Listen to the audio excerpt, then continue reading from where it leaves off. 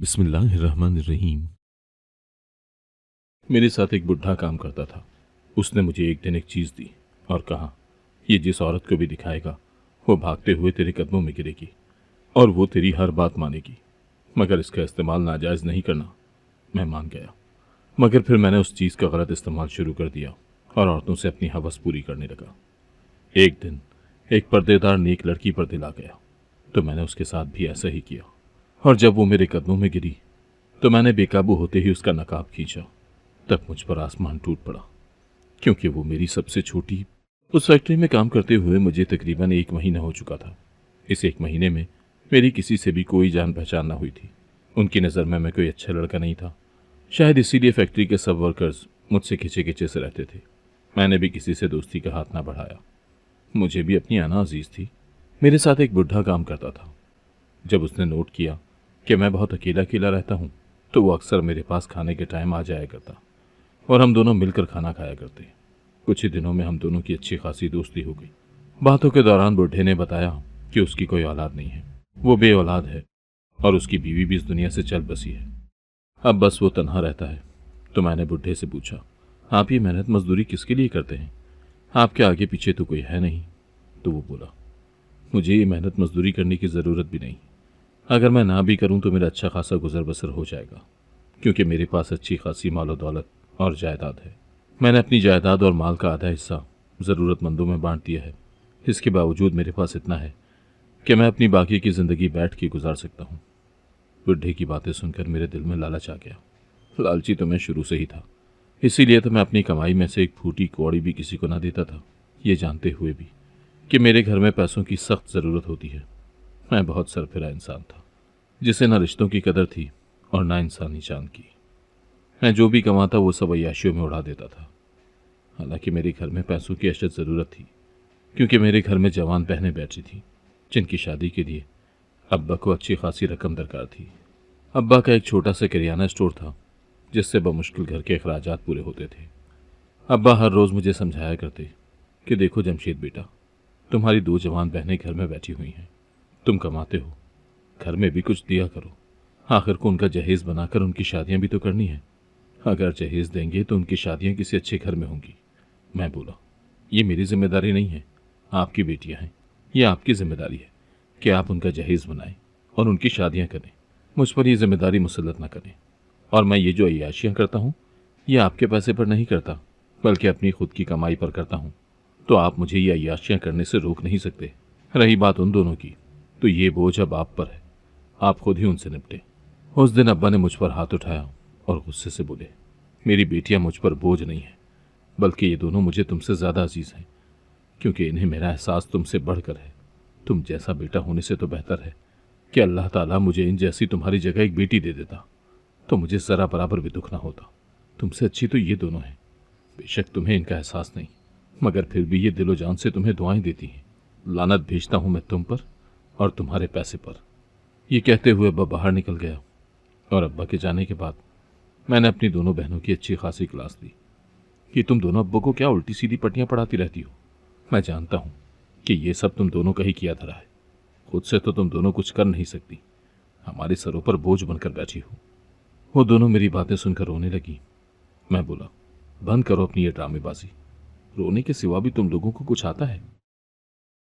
सुबह सुबह इतने अच्छे मूड का बेड़ा गर्क करके रख दिया तुम दोनों ने।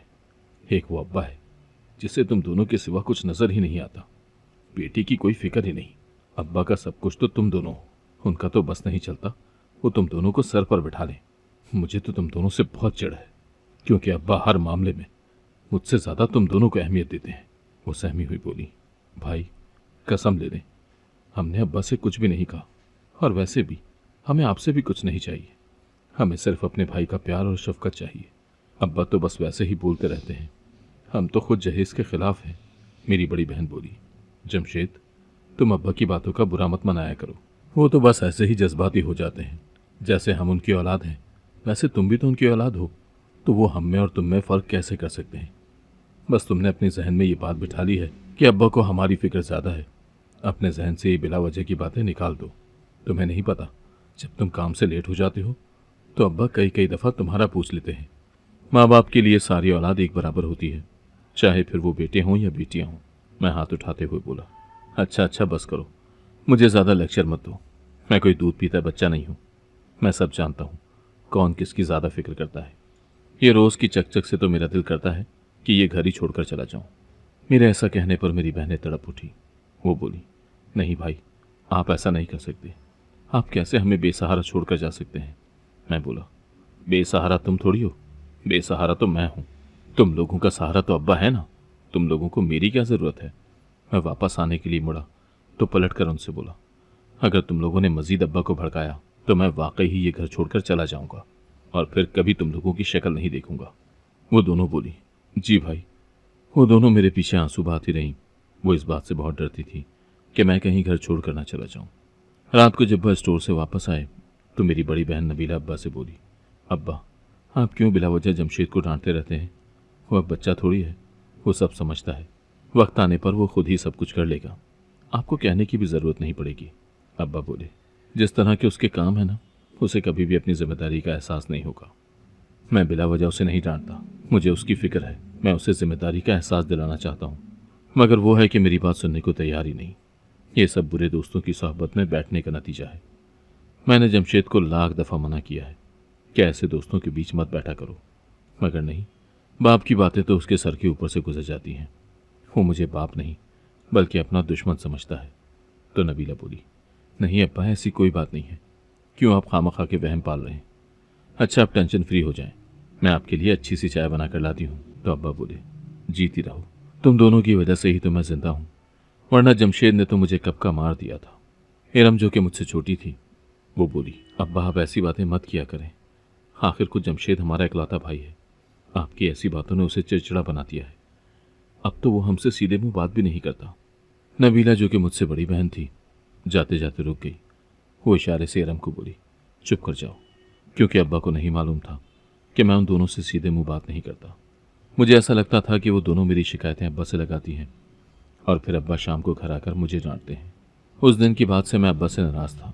मैं सुबह सवेरे उठा और नाश्ता किए बगैर काम पर जाने के लिए तैयार हो गया। मैंने अपने कदम बाहर दरवाजे की तरफ बढ़ाए तो पीछे से नबीला ने आवाज़ दी, जमशेद, नाश्ता तैयार है, आकर नाश्ता कर लो। मैं अपने माथे पर बल डालते हुए बोला, मुझे भूख नहीं है, अगर भूख लगेगी तो मैं बाहर से ही नाश्ता कर लूँगा। अपना नाश्ता अपने पास संभाल कर रखो और ये मुझसे ज़्यादा पैर जताने की कोई ज़रूरत नहीं है, मैं सब जानता हूँ। फिर भी नबीला ने जल्दी से रोटी का डब्बा तैयार किया और शॉपर में डालकर ज़बरदस्ती मेरे हाथ में थमा दिया और बड़े प्यार से बोली, क्या हुआ, अगर अम्मा नहीं है तो बड़ी बहनें भी तो माँ की तरह होती हैं, तो एक माँ अपने बच्चे को ऐसे कैसे भूखा जाने दे सकती है। मैंने इस डब्बे में खाना डाल दिया है, तुम्हारा जब दिल चाहेगा खा लेना, और अगर हो सके तो हम दोनों की तरफ से अपना दिल साफ कर लेना। तुम हमारे भाई हो, हमने कभी भी अब्बा के सामने तुम्हारी बुराई नहीं की। मैंने खामोशी से वो डब्बा पकड़ा और घर से निकल गया। जब मैं फैक्ट्री पहुंचा तो वो बुढ़ा आदमी पहले से ही मेरा मुंतज़िर था। वो बोला, क्यों मियाँ, आज आने में देर क्यों कर दी। मैंने कहा, कुछ नहीं, बस ऐसे ही। तो वो कहने लगा, कोई तो बात है जो तुम्हारा मुंह इस कदर उतरा हुआ है। अब अगर तुम छुपा रहे हो तो तुम्हारी मर्जी, मैं तुम्हें मजबूर नहीं करूंगा कि तुम मुझे बताओ, लेकिन फिर भी अगर तुम मुनासिब समझो तो मुझे अपने दिल की बात बता सकते हो। क्या किसी लड़की का चक्कर है। तो मैं मुस्कुराते हुए बोला, नहीं नहीं, ऐसी कोई बात नहीं, बस कुछ घरेलू झगड़े और टेंशन है जिसकी वजह से मैं परेशान हूँ। वो बुढ़ा आदमी बोला, क्या मैं पूछ सकता हूँ कि ऐसी कौन सी टेंशन है जिसकी वजह से तुम्हारा मूड इस कदर ख़राब है। मैंने उस बुढ़े को सब बता दिया कि मेरी 2 जवान बहनें हैं। अब्बा कहते हैं कि जो भी कमा कर लाओ वो मुझे ला कर दिया करो ताकि मैं उन दोनों का जहेज़ बनाकर उनकी शादी कर सकूं। मैंने भी अब्बा को साफ अल्फाज में बता दिया कि वो दोनों मेरी जिम्मेदारी नहीं है बल्कि अब्बा की जिम्मेदारी है, इसीलिए वो मुझसे कोई उम्मीद ना रखें।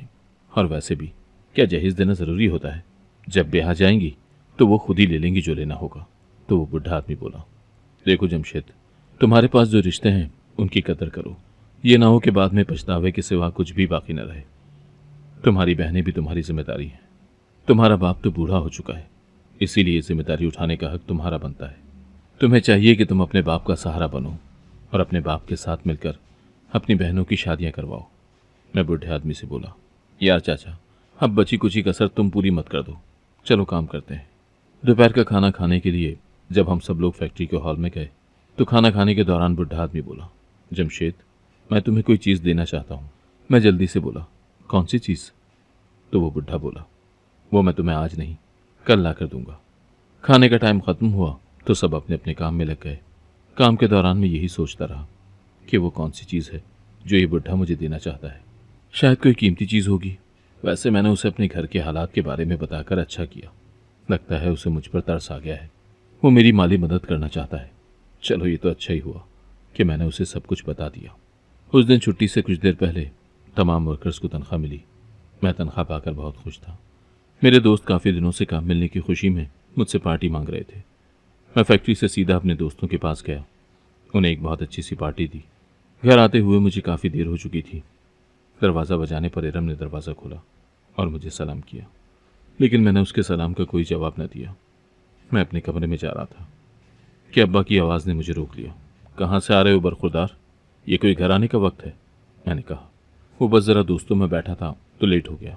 अब्बा बोले, भाई पार्टियाँ उड़ाते हुए देर सवेर तो हो ही जाती है। मैं हैरान था कि अब्बा को किसने बताया। अब्बा बोले, तुम यही सोच रहे हो ना कि मुझे कैसे पता चला कि तुम अपने दोस्तों के साथ पार्टियाँ कर रहे थे? तो मैंने खुद तुम्हें और तुम्हारे दोस्तों को पार्टी करते देखा है। वो सब तो अपने माँ बाप की बिगड़ी हुई औलाद है। तुम तो समझदारी से काम लो।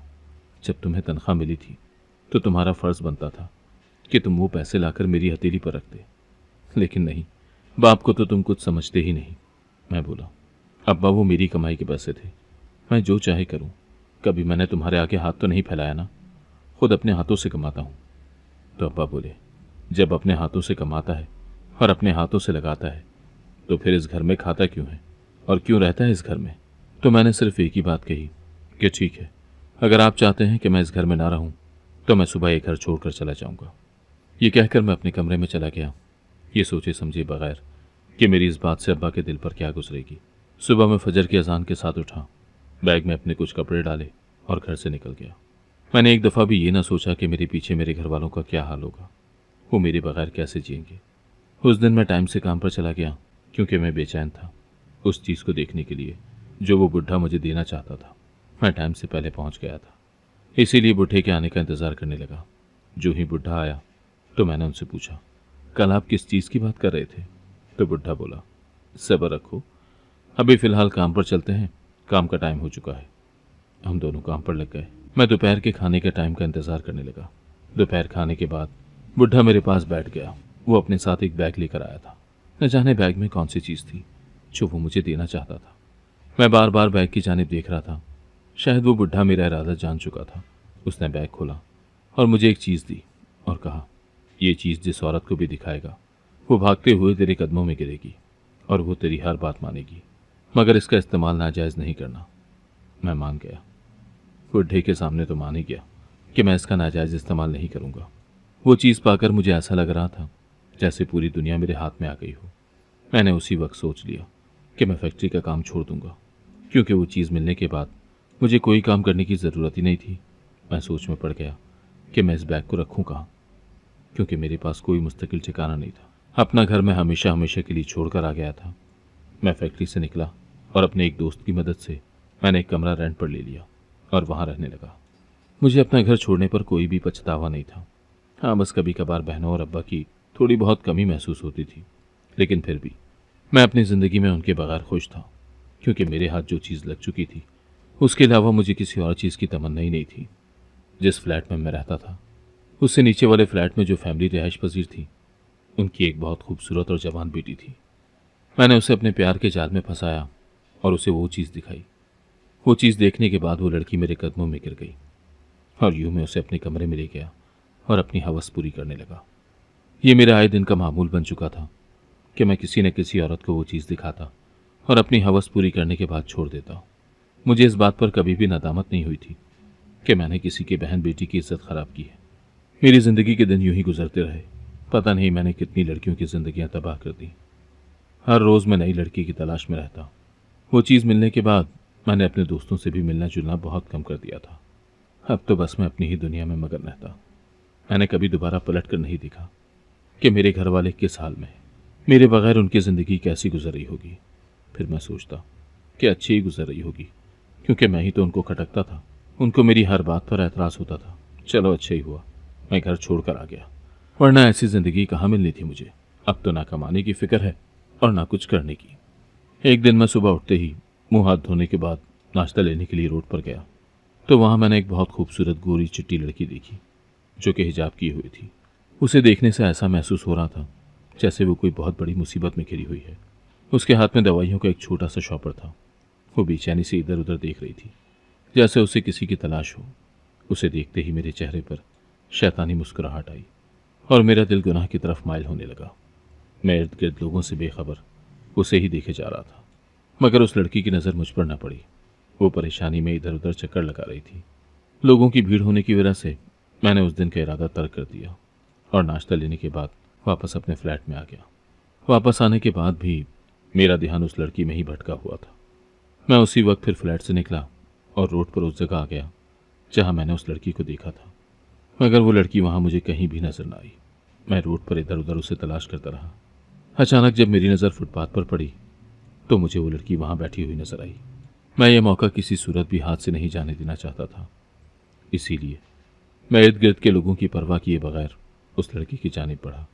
पता नहीं वो किन सोचों में गुम बैठी हुई थी कि उसे मेरी मौजूदगी का एहसास भी ना हुआ। मैं बोला, आप यहाँ किस लिए बैठी हैं? क्या मैं पूछ सकता हूँ कि आपको क्या परेशानी है? तो वो लड़की कुछ न बोली। मैंने उस लड़की को वो चीज़ दिखाई जो बुढ़े ने मुझे दी थी तो वो लड़की फौरन मेरे कदमों में गिर गई। वो कुछ न बोली बल्कि हैरत और खुशी के मिले जुले असरात से मेरी तरफ देखती रही। मुझे यकीन नहीं था कि ये लड़की भी दूसरी लड़कियों की तरह वो चीज़ देखकर मेरे कदमों में गिर जाएगी, क्योंकि ये लड़की दूसरी लड़कियों से काफ़ी मुख्तलिफ थी। ये नेक और पर्दादार थी, इसीलिए मेरा दिल इस लड़की पर आ गया और मैं उसे अपने फ्लैट पर ले आया। लेकिन जो ही मैंने उसका नकाब खींचा तो मुझ पर आसमान टूट पड़ा। मुझे अपनी आंखों पर यकीन नहीं आ रहा था कि जो मैं देख रहा हूँ क्या वो हकीकत है। वो लड़की मेरे सीने से लगकर इस कदर रोई कि मेरा कुर्ता उसके आंसुओं से तर हो गया। मैं उसके सामने बुत बना खड़ा रहा। उससे नजरें मिलाने की मुझ में हिम्मत ही नहीं थी। वो लड़की कोई और नहीं बल्कि मेरी छोटी बहन इरम थी। मैं सोच भी नहीं सकता था कि जिंदगी मुझे ऐसा मोड़ दिखाएगी। मैं शर्म के मारे दीवार के साथ लगकर खड़ा हो गया। इरम, तुम वहां रोड पर क्या कर रही थी? तुम दोनों ने तो कभी घर से बाहर कदम भी नहीं रखा, तो फिर आज ऐसी कौन सी कयामत आ गई थी जो तुम सड़क के किनारे बैठी हुई थी? इरम मेरे करीब आई और बोली, भाई आप नहीं जानते आपके घर से जाने के बाद हम पर क्या कयामत टूट पड़ी है।